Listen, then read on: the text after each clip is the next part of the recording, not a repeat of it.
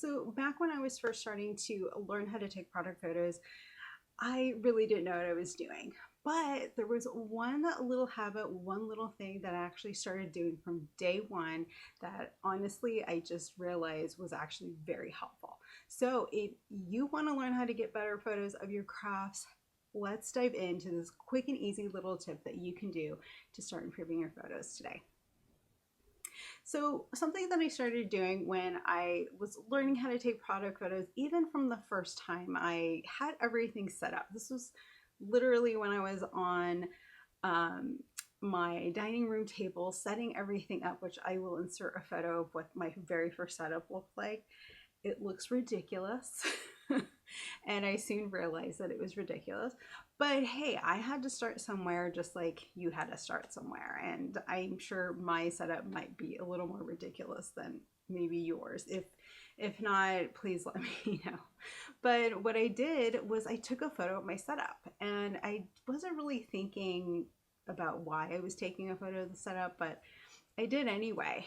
And when I was really thinking about this, it sort of popped in my head this past week of, hey, that was actually a really smart move. It was a really good habit to start, even though I didn't really know why I was doing it in the first place.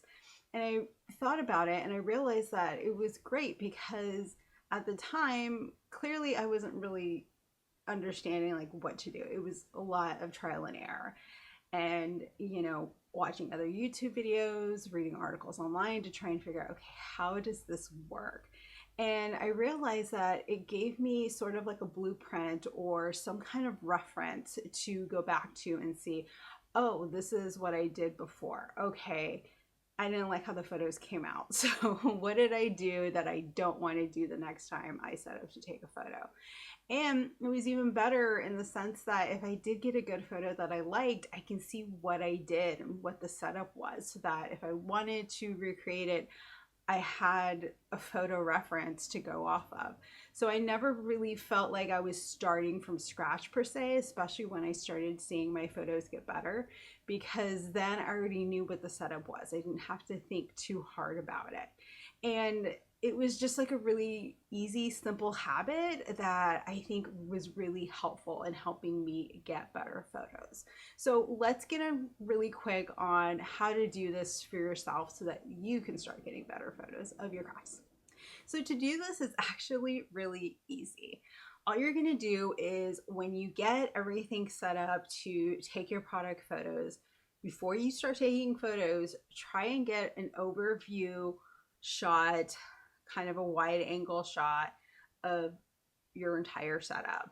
This means trying to include where your light is coming from, where your product is positioned, any props, background, even where you're going to be taking your photos from can be really helpful for you to just kind of get an idea on what's going on before you start taking photos. The other thing is that if you are taking photos and you're making adjustments to your setup or changing things out and you like what the results are, maybe even better than your initial setup, remember to take photos of that setup. It'll be super helpful for you to be able to go back, maybe compare, what your results were with the different setups and kind of understand which one's going to work best for you or what things you might want to change. So that is just kind of your minimum thing that you need to do to start practicing and learning how to improve your photos. Another thing that you can do, and I'll be sure to put some shots to give you some ideas on like what kind of photos I've done with the setup. But one of the things I've also started doing is that I'll take kind of overview shots of the setup from where I'm actually going to be taking the photos. If I'm super happy with the results, I'll take a photo from where the camera is so I have an idea on where the camera was in relation to the setup. And I'll also, take photos of where the light was coming from or just different perspectives of the setup so I have a really good idea on what was going on when I was taking the photos. And this is just really helpful for me to kind of have different perspectives so then I can, know what I want to do next time, or if I want to try and replicate the same type of shot again. So you're more than welcome to do that. You're not confined to having to just do one shot. You can take as many shots of your setup as you want. That will help you to, learn how to take better photos. The other thing too is that if you are using your smartphone to take product photos, I highly encourage you, well, even if you aren't using your smartphone and you're using a camera, I really encourage you to use a tripod. It is super helpful in taking product photos, keeping your hands free, letting you make adjustments to your setup without having to fiddle and pick up, put down your camera or your smartphone. And if for some reason you don't have like another camera or some other thing to take a photo of your setup without having to move your smartphone or camera, you're more than welcome to just do a quick sketch if you want to go old school and just keep it easy with a pen and paper and just sketch out where things were. You could have, like a box and it says, okay, this is where the light was, maybe this is the time of day. Here's where the product was, here was the background, like just a really simple, easy sketch, because just having that information can be just as helpful than having an actual photo. So try that out and let me know. If you already do this habit, I would love to know. Please comment below, because I didn't realize I was doing this in the first place, and realizing just recently how helpful it was. So let me know if you do this little habit, and let me know what your thoughts are. So when I was thinking about this little accidental habit I started when I was learning how to take product photos, I kind of thought, it's not a big deal. I mean, it's not some amazing tip that was, mind-blowing, right? But when I really thought about it, I realized actually it's kind of a really useful tip, because the thing about it is that it really helped me, without me realizing it, how to take better photos. I started really observing and looking at where things were positioned, and how when I would make an adjustment to a setup that it would change how the photo came out, especially when it came to lighting, for sure.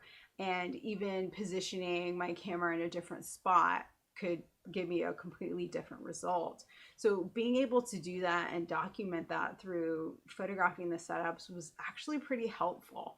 And I know that sometimes when you're learning how to take product photos, or you've been doing it for a long time, but you don't really feel like you're making any progress, that it can feel like you're just starting from square one, or just going in circles because you keep running into the same issue over and over.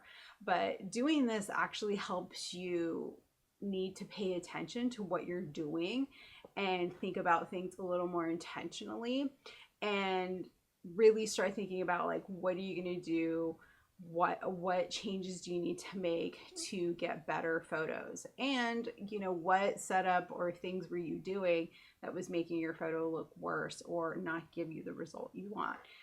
The other thing too is it's super helpful with improving and speeding up the time it takes to photograph your products, because once you start paying attention to what's going on and making adjustments to your setup to get better photos, you don't have to start from square one. And realistically, you're not starting from square one, like, unless you've never picked up a camera and you're just learning how to take it, because on some level we're all learning, but it can be really hard to see and recognize it in the moment. But it's helpful because you can go back to those setups and say, oh, okay, this is a setup I used before, I really liked it, where were things? And it really kind of gives you go-to reference to take photos and kind of not have to think too much once you get the shots that you like and you want to replicate.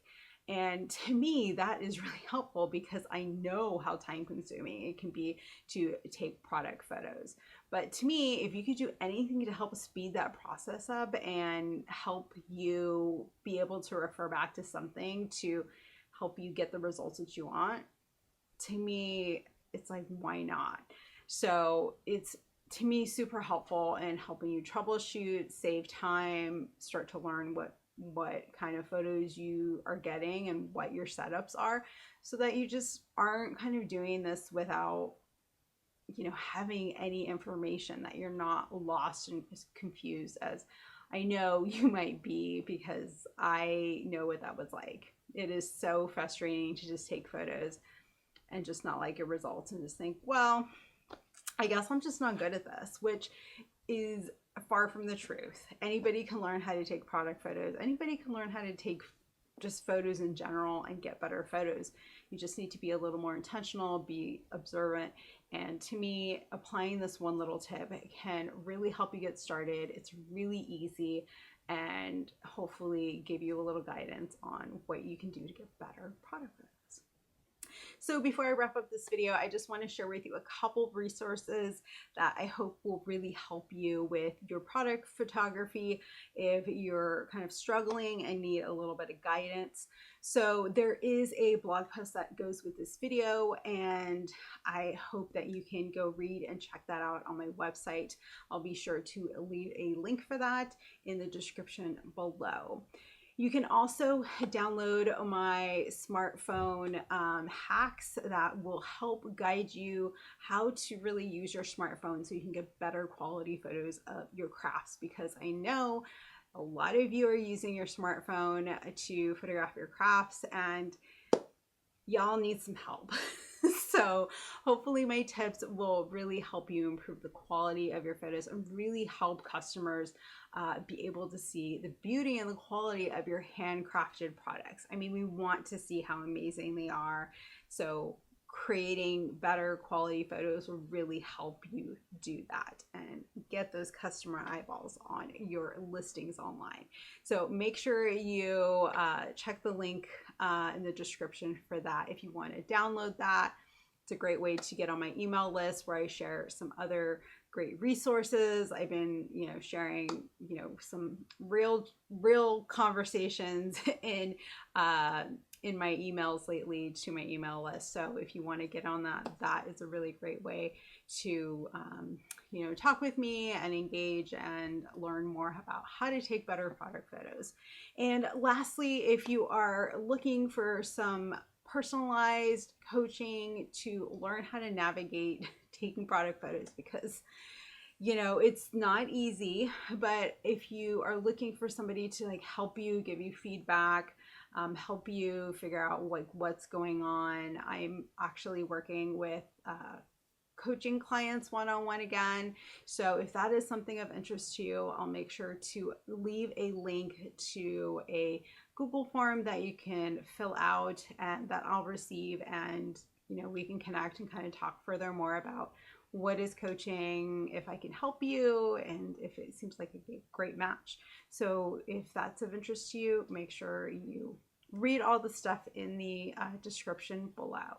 So for now, I think that is all. I hope this tip really helps you out. And again, if you are already doing this and you didn't even know, just like me, definitely leave a comment and let me know, because to me it's a very useful tip that I wish I, had shared, but hey, I'm sharing it with you today. So anyway, that is all for today, and I'll see you guys soon. Bye.